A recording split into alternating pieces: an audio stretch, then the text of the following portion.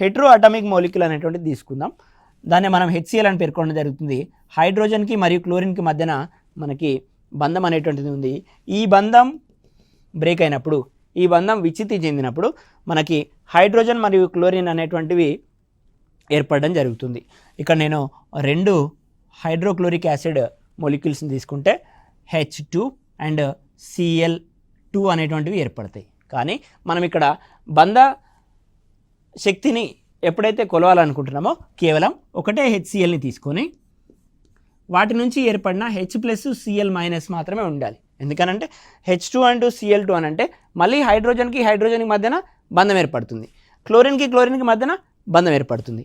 హైడ్రోజన్కి క్లోరిన్కి మధ్యన బంధం తెగిపోయినప్పుడు వెలువడ్డటువంటి శక్తి మరలా హైడ్రోజన్కి మధ్యన బంధం ఏర్పడినప్పుడు ఉపయోగపడవచ్చు, లేదా క్లోరిన్కి మధ్యన బంధం ఏర్పడినప్పుడు ఉపయోగపడవచ్చు.